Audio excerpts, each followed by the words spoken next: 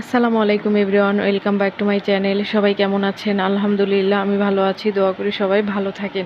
চলে আসলাম নতুন একটি ভিডিও নিয়ে, আশা করি ভালো লাগবে। আজ আমি ভিডিওটা সকাল থেকেই শুরু করেছি। আর এই তো আজ যেহেতু আমার মেয়ে মাদ্রাসায় যায় নাই, তাই ভাবলাম দুধ চা বানাই, কারণ দুধ চাটা ও অনেক পছন্দ করে, কিন্তু কি আমরা খেতে পারি না, প্রচুর গ্যাস্ট্রিকের সমস্যা হয়, খেলে সাথে সাথেই সমস্যা হয়, সেজন্য খাই না, অনেক দিন পর পর খাই। আর এই তো দেখুন আজকে বাইরে অনেক বৃষ্টি হচ্ছে, রাত্রে অনেক বৃষ্টি হয়েছিল, তাই ভাবলাম টুকিটাকি কাজ করে ফেলি, কারণ সকালে মেয়ে যায় নাই মাদ্রাসায়, সেজন্য আমি একটু ঘুম থেকে দেরি করে উঠেছি।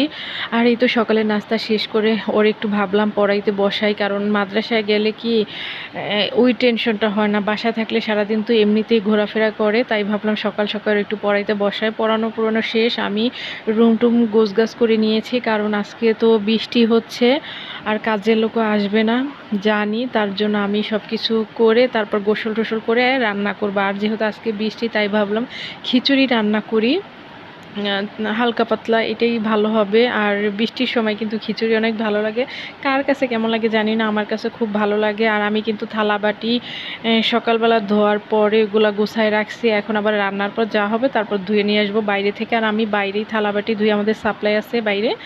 আর এই তো ওদের গোসল করানো হয়ে গেছে, আমি একটু দেরি করেই রান্নাটা বসাইছি, কারণ কি আমার হাজব্যান্ডে দেরি করে আসবে অফিস থেকে, আর ওরাও সকালের খাবার দেরি করে খেয়েছে, তাই ভাবলাম গরম গরম খাবো, একটু দেরিতেই রান্নাটা করি।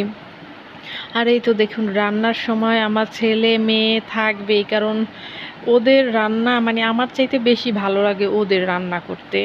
আমি আমার মাঝে মাঝে গরম লাগলে মন চায় না রান্না করি, কিন্তু ওদের যে এত রান্না করার শখ কোথা থেকে আসে আমি জানি না। আমার মেয়ে একটু নাড়াচাড়া দিতেছে, ও রান্না করবে, ও বলে আমাকে তুমি চইলা যাও আমি রান্না করি।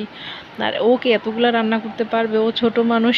তারপর আমি একটু দেখাই দিতেছি, যেহেতু ওর শখ, আমি কাছে আছি, তার জন্য ভাবলাম তুমি দাও, আমি এইভাবে ভেবে দিছি।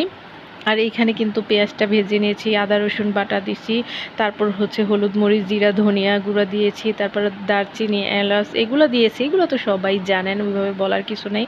তারপর কিন্তু আমি চিকেনটাকে কষায় নিব ভালো মতো। ভাবছিলাম যে শুধু খিচুড়ি রান্না করব, তার সাথে কয়েক পদের ভর্তা করব।